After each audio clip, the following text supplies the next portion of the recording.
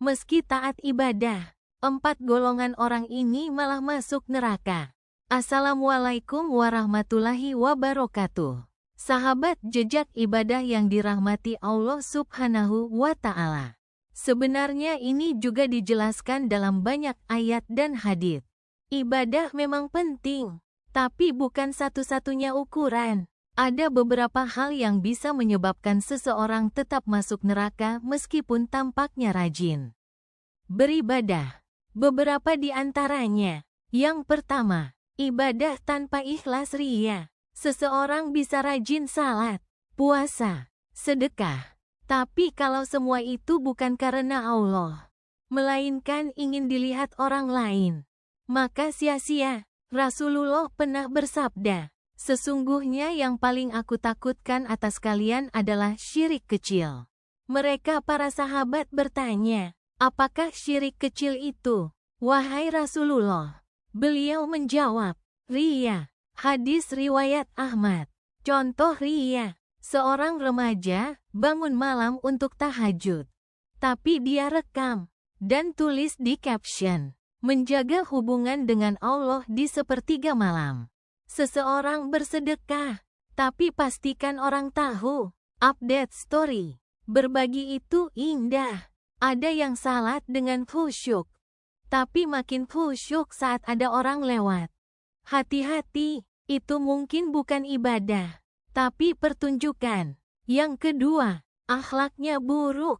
Kita sering lupa bahwa ibadah tanpa akhlak mulia itu bisa sia-sia. Bahkan bisa menjadi penyebab seseorang masuk neraka walaupun amalannya tampak luar biasa. Bayangkan seorang wanita yang salatnya tak pernah tertinggal, puasa sunahnya rutin, zikirnya panjang, tapi Rasulullah berkata, dia di neraka. Kenapa? Karena ia suka menyakiti tetangganya. Lisannya tajam, hatinya keras, akhlaknya buruk. Inilah realita yang banyak luput. Ibadah yang luar biasa tak menyelamatkan orang dari neraka, karena akhlaknya mencederai orang lain. Diriwayatkan dalam Sahih Al-Bukhari dan Ahmad. Ada seorang sahabat bertanya, "Wahai Rasulullah, ada seorang wanita yang rajin salat malam, puasa siang hari, dan banyak sedekah, tapi ia suka menyakiti tetangganya dengan lisannya." Rasulullah menjawab, "Dia di neraka." Lalu sahabat berkata lagi, "Ada wanita lain, ibadahnya biasa saja, dia hanya salat wajib dan memberi sedikit sedekah, tapi akhlaknya baik. Tak pernah menyakiti orang." Rasulullah menjawab, "Dia di surga." Allahu Akbar. Lihatlah bagaimana akhlak bisa menentukan akhir seseorang. Bukan seberapa banyak ibadah kita, tapi seberapa ringan kita di mata manusia, dan indah di mata Allah. Yang ketiga, menzalimi orang lain. Meski ibadah kita tinggi, kalau kita pernah menzalimi, menyakiti, atau mengambil hak orang lain, kita bisa bangkrut di akhirat.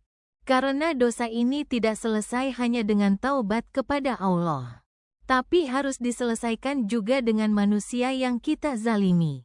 Bayangkan kita datang di hadapan Allah, membawa pahala yang menggunung. Salat 5 waktu tak pernah tertinggal, puasa sunnah, qiyamul lail, tilawah Quran, sedekah. Tapi tiba-tiba, satu persatu pahala itu diambil, diberikan kepada orang-orang yang pernah kita sakiti, sampai habis, dan kita dilempar ke neraka bukan karena kurang ibadah, tapi karena pernah menzalimi manusia. Rasulullah bersabda, "Tahukah kalian siapa orang yang bangkrut?" Para sahabat menjawab, "Orang yang tidak punya dirham dan tidak punya harta." Rasulullah berkata, "Sesungguhnya orang yang bangkrut dari umatku adalah yang datang pada hari kiamat dengan pahala salat, puasa, dan zakat, tetapi ia juga datang dengan dosa, memaki orang lain, menuduh tanpa bukti, memakan harta orang, menumpahkan darah orang, memukul orang lain, garis bawah, maka diberikanlah pahala kebaikannya kepada orang-orang yang pernah ia zalimi. Jika pahalanya habis, maka dosa-dosa orang itu dipindahkan kepadanya, lalu ia dilempar ke neraka. Hadis riwayat Muslim. Allahu Akbar. Ini bukan cerita. Ini adalah peringatan keras dari Nabi Muhammad. Yang terakhir, ibadah tidak sesuai sunnah. Ibadah tidak sesuai sunnah ini termasuk hal yang sangat penting tapi sering dilupakan. Banyak orang bersemangat beribadah, tapi tidak tahu ilmunya, tidak mengikuti tuntunan Rasulullah. Padahal Rasulullah bersabda, barang siapa mengamalkan suatu amalan yang tidak ada perintahnya dari kami, maka amalan itu tertolak. Hadis riwayat Muslim. Artinya, sebanyak apapun ibadah itu, jika tidak sesuai dengan sunnah, maka ditolak. Bukan karena kurang niat, tapi karena tidak sesuai tuntunan. Bayangkan, seorang hamba yang bersemangat luar biasa. Ia salat, berzikir, berdoa, bahkan puasa dan sedekah. Namun ketika amal itu dihadapkan pada Allah, Allah berfirman, tertolak. Bukan karena kurang niat, tapi karena ia tidak mengikuti petunjuk Nabi Muhammad. Pentingnya meneladani Rasulullah. Allah berfirman dalam Al-Quran, sungguh, telah ada pada diri Rasulullah suri teladan yang baik. Quran Surah Al-Ahzab, ayat 21. Dan Allah juga berfirman, apa yang dibawa oleh Rasul, ambillah, dan apa yang dilarangnya, tinggalkanlah. Quran Surah Al-Hasir, ayat 7. Ibadah tanpa meneladani Rasulullah bukanlah bentuk cinta, tapi bentuk pembangkangan yang halus. Berhentilah sibuk mengejar pahala, jika cara-caramu justru membuatmu celaka. Jangan biarkan sholatmu menjadi saksi bahwa kau riak. Jangan biarkan zikirmu menjadi bukti bahwa kau sombong.